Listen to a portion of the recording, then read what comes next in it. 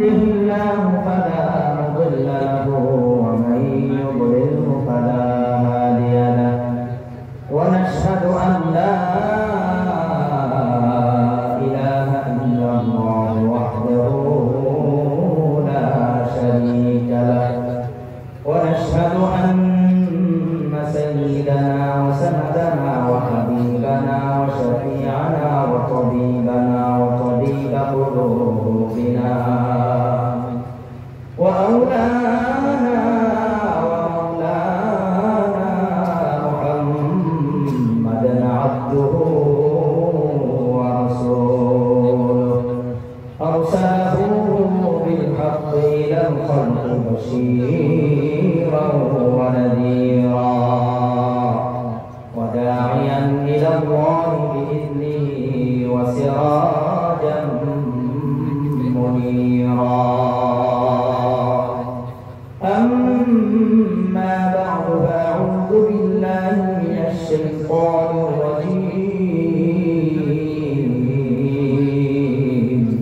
بسم الله الرحمن الرحيم.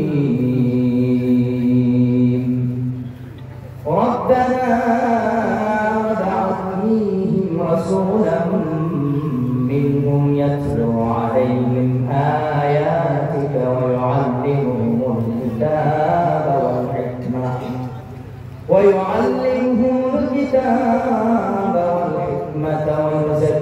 ويزكيهم إنك أنت العزيز الحكيم. وقال تعالى في موضع آخر: إن الله اشترى من المؤمنين أنفسهم وأموالهم بأن لهم الجنة. وقال صاحب القرآن صلى الله عليه وسلم أنه قال: كل أمتي يدخلون الجنة إلا من أبى. قيل: ومن يأبى يا رسول الله؟ قال: من أطاعني دخل الجنة ومن عصاني فقد أبى. وقال رسول الله صلى الله عليه وسلم أنه قال: لا تزول قدم ابن آدم يوم القيامة حتى يسأل عن خمس: عن عمره فيما أفناه، وعن شبابه فيما أبلاه، وعن ماله من أين اكتسبه وفيما أنفقه، وماذا عمل فيما علم، أو كما قال عليه الصلاة والسلام. وقال: ليس منا من لم يتغن بالقرآن. صدق الله مولانا العظيم، وصدق رسوله النبي الأمي الكريم، ونحن على ذلك لمن الشاهدين والشاكرين والذاكرين، والحمد لله رب العالمين. اللهم صل وسلم دائما أبدا على حبيبك خير الخلق كلهم.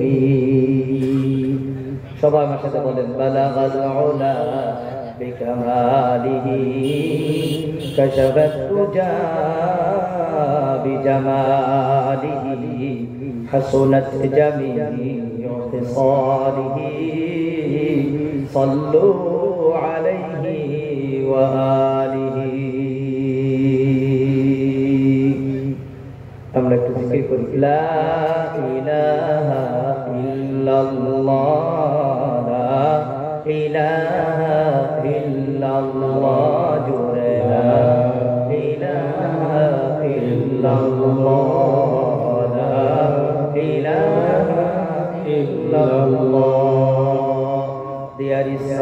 God but one Allah. La ilaha illallah, la ilaha illallah. Messenger Muhammad, Muhammadur Rasulullah. La ilaha illallah, la ilaha illallah, la ilaha illallah. While we drink and while we eat, while we drink and while we eat, we start with Bismillah.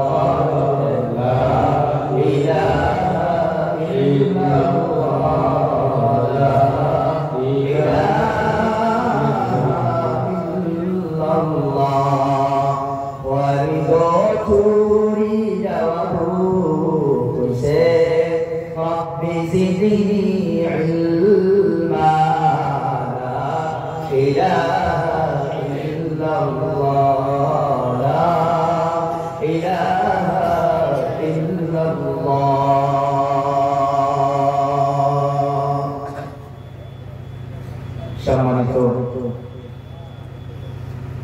দারুল কোরআন মারিফার উদ্যোগে আয়োজিত বিশাল Islamic দ্বীনি মাহফিলের সভা সম্মানিত যোগ্য নির্বাচিত শিক্ষিত সভাপতি সাহেব দামাত বরকাতুল আলিয়া, আজকের এই সভার যেনারা বক্তব্য দিয়েছেন এবং যেনারা এই মঞ্চে আছেন, আমার পরিচিত অপরিচিত সমস্ত হযরত বুজুর্গ উলামায়ে কেরাম, আজকের এই সভার মুখ্য কারি হিসাবে যিনি এসেছেন সুদূর রাজস্থান থেকে জনাব কারি হেদায়েতুল্লাহ সাহেব দামাত বরকাতুল আলিয়া, আমার সম্মুখে বসে থাকা অতি শ্রদ্ধার পিতৃসমতুল্য মুরব্বী বাবাজিরা, এতদ অঞ্চলের উচ্চ শিক্ষিত কলেজের টুকরা যুবক ভাইয়েরা, স্কুল কলেজ এবং মাদ্রাসার ছাত্রবৃন্দ এবং পর্দার আড়ালে বসে থাকা অতি আদরের স্নেহের মহাব্বতের সম্মানিতা পর্দানিশীন আমার মায়েরা এবং বোনেরা, আপনাদের সবাইকে জানাই আজকে এত সুন্দর একটি মাহফিলের পক্ষ থেকে আন্তরিক মোবারকবাদ, ধন্যবাদ, স্বাগতম ও ওয়েলকাম এবং জানাই অন্তরস্থল থেকে ইসলামিক গ্রিটিং ও স্যালুটেশন। আসসালামু আলাইকুম ওয়া রাহমাতুল্লাহি ওয়া বারাকাতুহু। আপনারা কি ঘুমিয়ে গেছেন? কেউ ঘুমান নাই? কেউ ঘুমান নাই? তাহলে আপনাদের মেহমান আপনাদেরকে সালাম দিলেন, আপনারা উত্তর দিলেন না। বলেন, মুসলমান উত্তর দেয় না সজাগ থাকলে না ঘুমিয়ে থাকলে? প্লিজ টেল মি, বলেন আপনারা। I have given the salam to all of you, but you haven't replied the all. আপনারা আপনাদের সবাইকে সালাম দেওয়া হয়েছে, কিন্তু উত্তর তো সবাই দিলেন না। এই জন্যই ভাবলাম মনে করি আপনারা ঘুমিয়ে আছেন। কেউ ঘুমান নাই? সত্যি ঘুমান নাই? সবাই সজাগ আছেন? সালামের উত্তর দেওয়া ওয়াজিব। আমরা এখানে বসেছি কিছু শিখব, কবরে যাওয়ার আগে আগে না পরে? বলেন। আমি একজন নগণ্য ছাত্র আপনাদের সামনে বসেছি, এখন কিন্তু আর ছাত্রর কাতারে নাই, আপনারা সম্মান দিয়ে শিক্ষকের কাতারে বসিয়ে দিয়েছে। এই জন্যই আমি আপনাদের শিক্ষক, and you are all my student. আর আপনারা আমার সবাই ছাত্র। ছাত্র যদি ভুল করে, শিক্ষককে যদি ভুল না ধরে, তাহলে শিক্ষক হইল নি? বলেন না কেন? আর শিক্ষক যদি ছাত্রদেরকে শুদ্ধ করাইতে চায়, ছাত্র যদি সাড়া না দেয়, তাহলে তারা ছাত্র হইল নি? তাহলে লেন আর দেন একপক্ষীয় হয় না দ্বিপক্ষীয় হয়? বলেন। হ্যাঁ, আমি যদি সজাগ থাকি আর আপনারা যদি স্লিপিং এ থাকেন, ঘুমিয়ে থাকেন, তাহলে বলেন এখানে কি লেখাপড়া হবে না আরো কিছু হবে? স্বপ্নের প্রতিযোগিতা চলবে। কথা বলেন ঠিক কিনা? এই জন্য শিক্ষকও সজাগ থাকতে হবে, ছাত্র সজাগ থাকতে হবে। আপনারা সজাগ না ঘুমন্ত? আমি আবার এই আপনাদের ওয়াজিবটা আবার পালন করার জন্য I will repeat the salam once again. আমি আবার সালামটা রিপিট করতেছি, দেখবো এখন really you are alive or you are sleeping. I will observe it. আমি ইনশাআল্লাহ এটা অবজার্ভ করব। সত্যি কি আপনারা কি সজাগ আছেন না ঘুমিয়ে গেছেন? উত্তরটা দিবেন খুব ভালো করে সবাই। আসসালামু আলাইকুম ওয়া রাহমাতুল্লাহি ওয়া বারাকাতুহু। আপনাদের বাড়ি করে মেহমান আসলে কে কে মেহমান রে ভালায় থিয়া জাইঙ্গা একটু আতুরাইনি?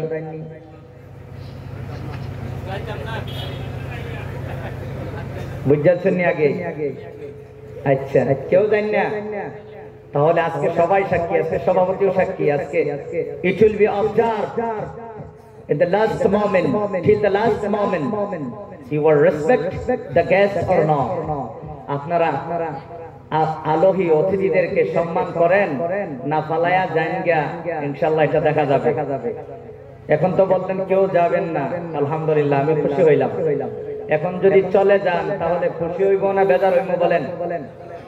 শিক্ষক যদি ছাত্রের প্রতি বেজার হয়, তাহলে তার ভবিষ্যৎ জীবন কপাল ভালো হইব না খারাপ হইব? ডেফিনেটলি খারাপ হইব। কথা বলেন ঠিক কিনা? বাপ যদি খারাপ থাকে তো ছেলে মেয়ের জীবন ধ্বংস। শিক্ষক যদি ছাত্রের দিকে নারাজ হয়, তাহলে তার সবকিছু ধ্বংস। কথা বলেন ঠিক কিনা? যাই হোক, যারা দাঁড়িয়ে আছেন, I humble request all of the young masters to come under the pandal. আমার যুবক ভাইদেরকে দেখে আমার বড় কষ্ট হইতেছে, আপনারা যদি দয়া করে আসতেন। ইনশাআল্লাহ বেশি সময় আলোচনা করব না। শারীরিক মানসিক ভাবে আমি বড় আজকে ক্লান্ত এবং খুব খুব দুঃখ মনে আপনাদের আজকে এখানে বসেছি। আমি টোটালি আনফিট, তারপরে ইনশাআল্লাহ এত মহব্বত করে আপনারা বসেছেন। যত কষ্টই হোক না কেন, কিছু সময় আপনাদেরকে কোরআনুল কারীমের একটি আয়াত, দুইটি আয়াত এবং তিনটি হাদিস আমি আপনাদের সম্মুখে উপস্থাপন করেছি। কিছু আলোচনা করে ইনশাআল্লাহ বিদায় নিব। এই যে বাবা, এই যে মাদ্রাসার ছাত্র, এই যে এদিকে শুনিয়ে যাও। অল্প আগেই তো কইছি কে কে হালায়াত হয়ে যাইবা। এই সময় সুযোগ গ্রহণ করো না, এখন খালি উঠতে দেন। যে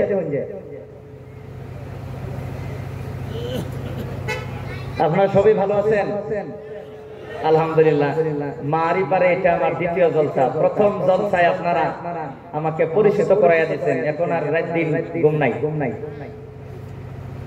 আপনাদের মারিফার এই মিশন মাদ্রাসার সভা করার পরে এখন আর শান্তি নাই। তবে আলহামদুলিল্লাহ, এটা নিজের ছোট্ট একজন মানুষ হয়ে নিজেকে আল্লাহর কাছে শুকরিয়া আদায় করি যে আল্লাহ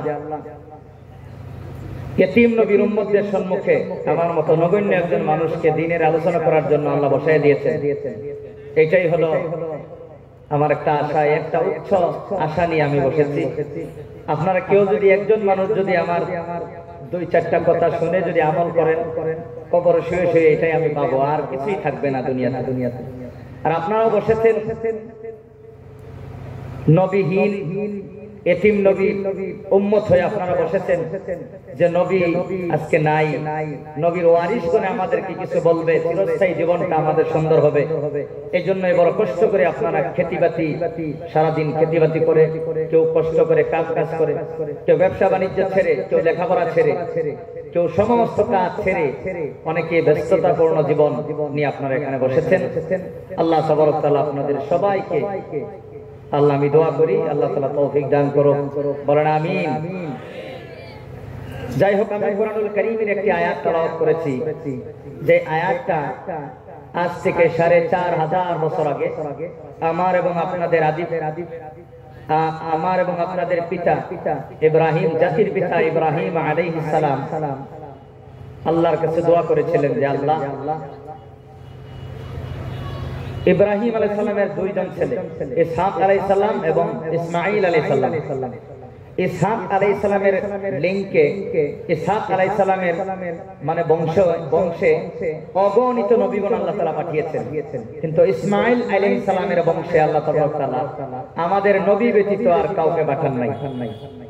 ইব্রাহিম আলাইহিস সালামের দোয়া করেছিলেন যে আল্লাহ, আমার ছেলে ইসমাঈলের বংশে এমন একজন নবী তুমি পৃথিবীতে পাঠাও, যেই নবী 4টি কাজ করে গোটা দুনিয়ার মানুষকে চিরস্থায়ী জীবনের সুখ শান্তি আর ভোগ বিলাস নিশ্চিত করার জন্য উনি আজীবন কষ্ট করে দুনিয়া থেকে বিদায় হবে, এমন একজন নবী আমার ইসমাঈল আলাইহিস সালামের বংশে আল্লাহ তুমি দান করো। আল্লাহ সেই দোয়া কবুল করেছিলেন। আপনার 4500 years ago Allah accepted the convocation of Ibrahim alayhis salam. Ibrahim আলাইহিস সালামের দোয়া কবুল করে আল্লাহ আমাদেরকে সম্মানিত করেছেন বিশ্বের সর্বশ্রেষ্ঠ নবীর উম্মত বানিয়ে, বলেন সুবহানাল্লাহ। রাসূল হাদিসের মধ্যে বলেন, ইন্নাল্লাহ ফাদ্দালানি আলাল আম্বিয়া, নিশ্চয় আল্লাহ আমারে পৃথিবীর সব নবীগণের সর্দার বানিয়েছেন। চিল্লায়া বলেন সুবহানাল্লাহ। রাসূল শুধু বিশ্ব নবী নয়, নেতা যত বড় হয় তার নেতার যত বড় হয়, নেতার তলে যারা থাকে তাদের পজিশন তত বড় হয়। কথা বলেন ঠিক কিনা? যত বড় নেতা তার পিয়েরও তত দাম হয়। আমাদের রাসূল পৃথিবীর সর্বশ্রেষ্ঠ নবী, আর আমরা হলাম পৃথিবীর সর্বশ্রেষ্ঠ উম্মত, বলেন সুবহানাল্লাহ। সাধারণ কোন টাইটেল নয়, সাধারণ কোন সম্মান নয়, অসাধারণ সম্মান, অসাধারণ সম্মান রাসূল দিয়ে আমাদেরকে বলেছেন, ওয়া ফাদ্দালা উম্মতি আলা সাইরিল উমাম, আর আমার উম্মতরে আল্লাহ পৃথিবীর সব উম্মত থেকে শ্রেষ্ঠ বানিয়েছেন। চিল্লায়া বলেন সুবহানাল্লাহ। রাসূল সর্বশ্রেষ্ঠ নবী হওয়ার ফজিলত কি এবং আমরা সর্বশ্রেষ্ঠ উম্মত হওয়ার ফজিলত কি? রাসূলের ফজিলত হলো সর্বশ্রেষ্ঠ উম্মত হওয়ার কারণে মরার পরে যে শ্রেষ্ঠ জীবন জান্নাতে জীবন, এই জান্নাতে আমাদের নবীর আগে পৃথিবীর আর কোনো একজন নবীও জান্নাতে ঢুকতে পারবে না, বলেন সুবহানাল্লাহ। আর আমরা বিশ্ব নবীর শ্রেষ্ঠ উম্মত হওয়ার কারণে আমাদের ফায়দা হবে, আল্লাহ এই উম্মতের মানুষদেরকে জান্নাতে না ঢুকায়া পৃথিবীর আর কোন উম্মতকে জান্নাতে ঢোকার সুযোগ আল্লাহ দিবেন না, বলেন সুবহানাল্লাহ। তাহলে আমরা কি সাধারণ উম্মত না অসাধারণ উম্মত?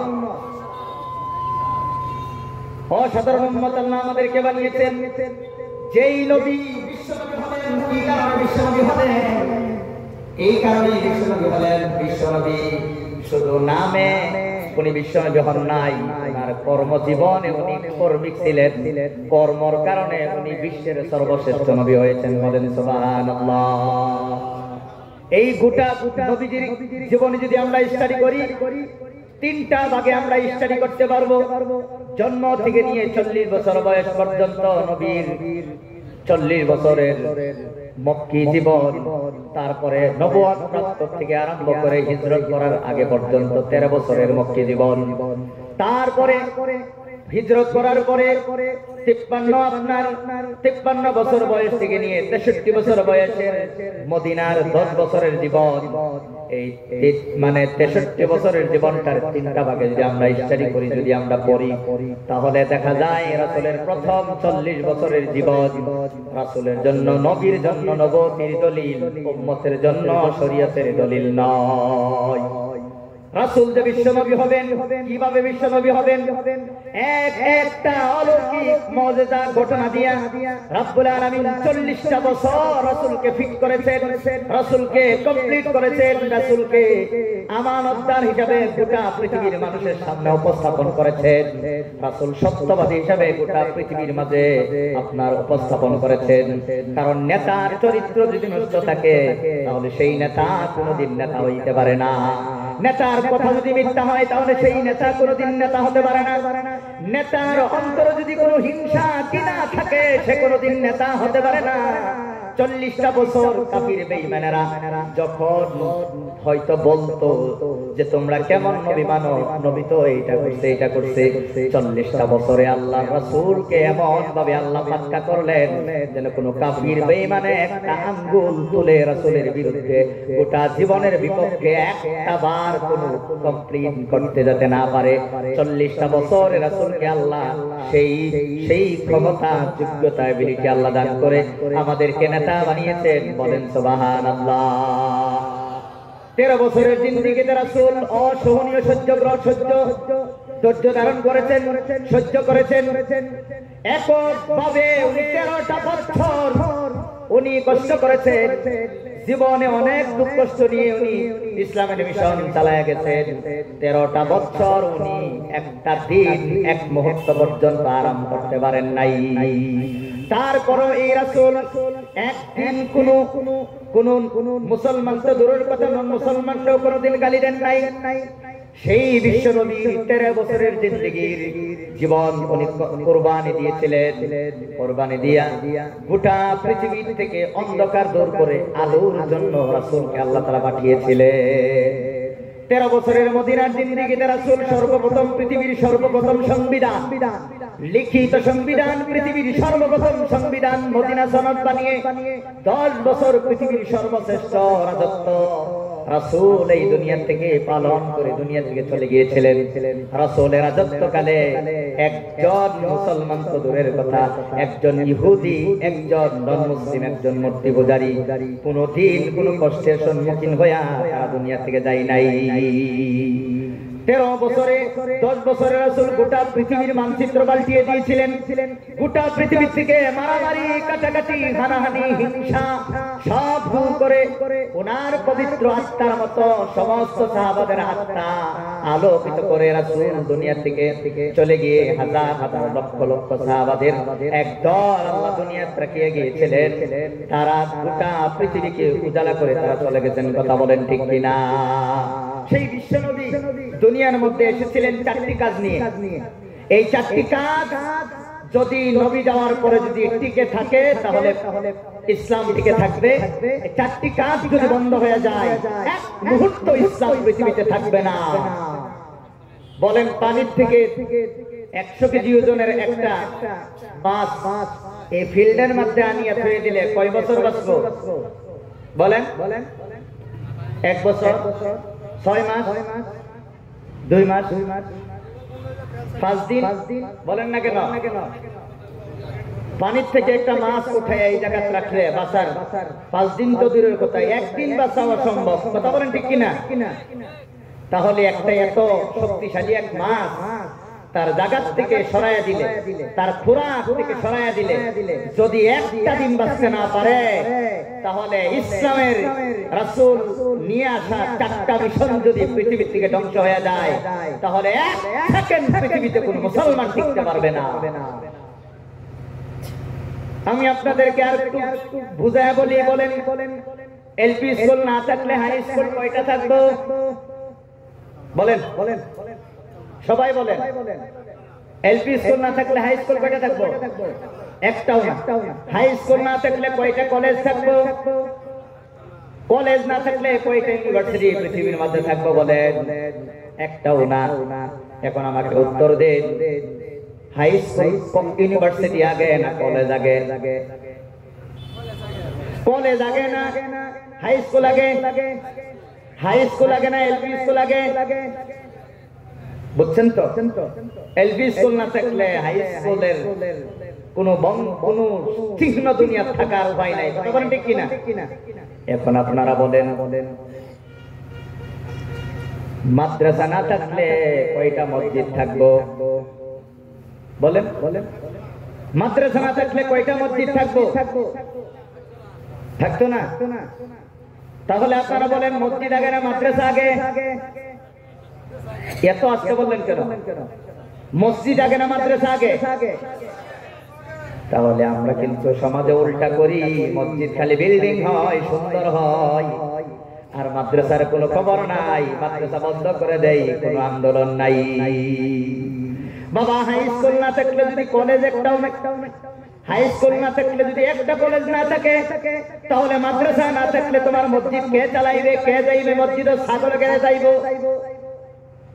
কারা পাইতেছ? তাহলে এখন বলেন মসজিদ আগে না মাদ্রাসা আগে? মাদ্রাসা যখন বন্ধ করে দিল তখন কিছু পণ্ডিতে কয় যে হয় ভালোই হয়েছে, বন্ধ করে দিও, না লাগে মাদ্রাসা করে ভগা মোল্লা হবো। মেডিকেল কলেজ না থাকলে কয়জন ডাক্তার বাড়াইব? কয়জন? 100 জন বাড়াইতো না? 10 জন? 5 জন বাড়াইব? একজনও না। মেডিকেল কলেজ না থাকলে যদি একজন ডাক্তার না বাড়ায়, তাহলে বেমার হইলে আপনার স্বাস্থ্যের কয়টা বাজবো? 12টা না 13টা? কন্যা কে 12-13টা বাজবো নাই? তাহলে এখন শরীরের স্বাস্থ্য ঠিক রাখবার লেগে হইলে মেডিকেল কলেজ রাখতেই হইব, এটা স্বাভাবিক। আমারও বেমার হইলে আমি ডাক্তারের কাছে যাইতেই হবে, আর ডাক্তার মাদ্রাসা পরে হয় না, মেডিকেল কলেজেই পরে হয়। তাহলে মেডিকেল কলেজ লাগবো না? নাই লাগবো। এখন বলেন মাদ্রাসা পড়িয়া মুসলমান যেই ডক্টর হইল, এই ডক্টর যদি জাহান্নামের আগুন থেকে বাইসা জান্নাতের মধ্যে যাইতে চাই, তাহলে ওই ডাক্তারটার থেকে বড় ডাক্তারের কাছে গিয়ে মুরিদ হইব নাকি? না আলিমের কাছে আউন লাগবো? আলিমের কাছে আউন লাগবো না? অহন কোন মাদ্রাসা বন্ধ হয়ে গেলে কয়জন আলিম হইব? একজনও না। তাহলে যেই পণ্ডিতে কইছে মাদ্রাসা বন্ধ করে দিও, আলিম যদি একজন না থাকে, তাহলে তার ওলামানের বিয়া ভরাইব কে?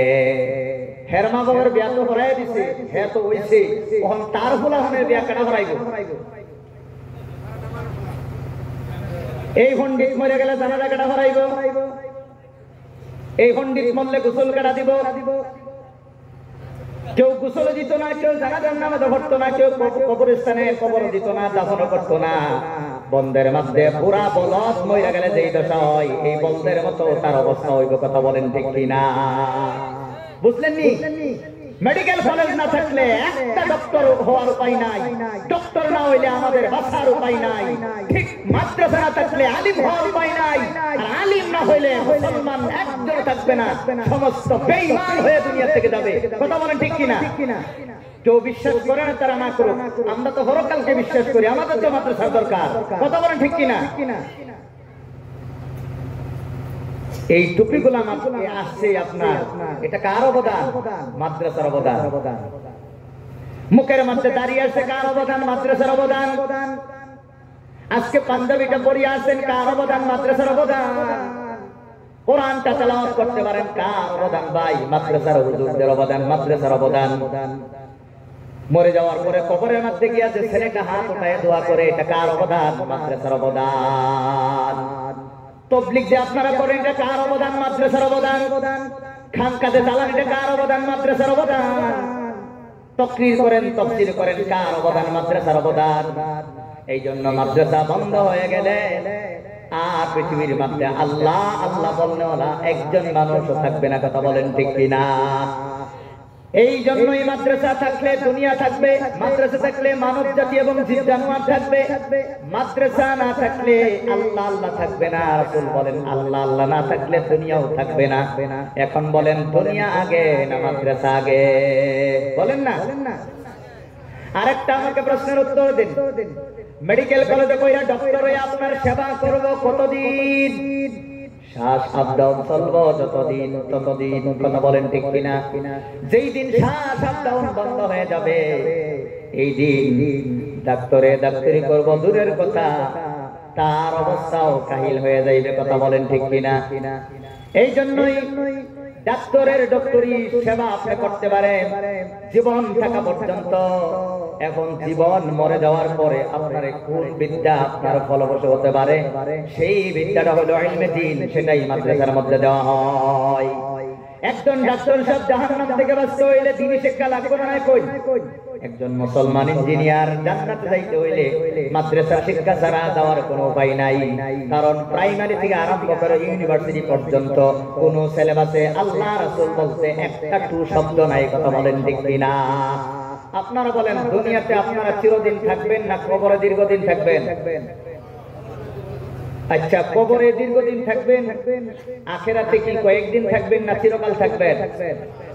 দুনিয়া 2 দিনের এই দুনিয়ার জন্য যদি সকাল থেকে বিকাল পর্যন্ত মাথার গা পাওয়া হলায়া সব কিছু লাগে, নারী গাড়ি মেল ফ্যাক্টরি বাড়ি এডুকেশন শিক্ষা সব কিছু যদি 2 দিনের জন্য লাগে, তাহলে দীর্ঘদিন যে কবরে থাকবেন তার কারণে মনে হয় কিছুই লাগতো না। না লাগবো? কম লাগবো না বেশি লাগবো? আপনি যদি লক্ষ্মীপুর বেড়াইতে যান একদিনের লেগে যেই টেহা লইয়া যাইবেন, 1 বছরের লেগে গেলে টেহা আরো কমায় লইয়া যাবেন না আরো বেশায়া কন্যা কে বেশা লইয়া যাবেন। তাহলে বাবা কবরে যদি দীর্ঘদিন থাকা আর দুনিয়ার লেগেই সব কামাই করে তাছি, কবরে লেগে কিছুই না, তাহলে আসলেই আমরা সাধারণ পাগল না সিরিয়াস পাগল? সাধারণ না সিরিয়াস? হ্যাঁ, সাধারণ না সিরিয়াস পাগল, এটা বাস্তব। বাবা কত মানুষের জানাজা তুমি নিজে করেছো, তার কোনো হিসাব নাই। কত মানুষকে কান্দ করিয়া তুমি কবরের মধ্যে থইয়া আইছো, তার হিসাব নাই। এই দৃশ্যটা আপনার আমার হবে বাবা আর বেশি দিন নাই। এসো রে মুমিন, এসো রে মুমিন, পড়রে কোরআন, সময় কিন্তু আর বেশি নাই। অন্ধকার কবরে কোরআন সারা গেলে কোনো উপায় নাই। এসো রে মুমিন, পড়রে নামাজ, সময় কিন্তু আর বেশি নাই। অন্ধকার কবরে নামাজ সারা গেলে কোনো উপায় নাই। কথা বলেন ঠিক কিনা? এই জন্যই রাসূল যে 4টা মিশন নিয়ে এসেছিলেন, এই 4টা মিশন আমরা আজকে শুনবো। মাদ্রাসা সম্পর্কে আজকে মাহফিল হয়েছে, আজকে মাদ্রাসার আদর্শ শিলা স্থাপন করা হয়েছে, মাদ্রাসার একটা ফাউন্ডেশন করা হয়েছে। মাদ্রাসার জরুরত বর্তমানে আমাদের আছে না নাই? থাকলে কতটুকু জরুরি আমি কিছু আলোচনা করি, ইনশাআল্লাহ আমি শেষ করবো। আমার ভাইয়ারা, আমার বন্ধুরা, আপনারা বলেন বিয়া শাদী ছাড়া সন্তান জন্ম দেওয়া হালাল না হারাম? বাবাজিরা উত্তর দিলেন সত্য, কিন্তু সবাই তো মাদ্রাসা পড়েন নাই, কোরআন তো সবাই পড়েন নাই। উত্তর দিলেন সত্য, কই পাইলেন? কোথায় পাইলেন?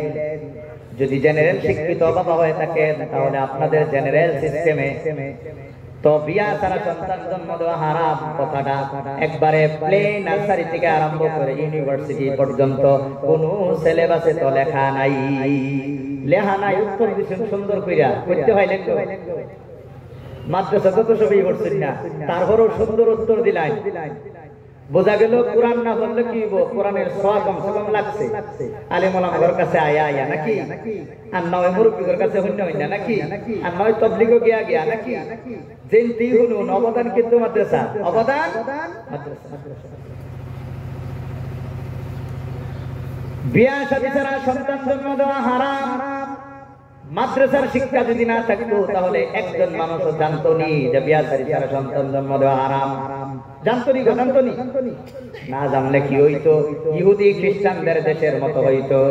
আজকে আপনি চলে যান, সেখানে গিয়া দেখবেন ইহুদি খ্রিস্টানদের দেশে বিয়া ছাড়া সন্তান জন্ম দেওয়া হারাম নয়, তাদের আইনে সেটা বৈধ। এই জন্যই 60-70% মেয়েরা বিয়া শাদীর আগেই সন্তানের মা হয়ে যায়। এই সন্তান গোনার রেজিস্ট্রেশন করা হয় বাবার নামে নয়, মায়ের নামে। বার্থ সার্টিফিকেটও বাপের নাম নাই, মার নাম আছে। কারণ কি? এই বাচ্চা তার বাপকে জন্ম দূরের কথা, বাচ্চা যেই মার পেটের থেকে হইছে এই মাই জানি না তার জামাই কেডা। কারণ এই মহিলা একদিন এক পুরুষের সাথে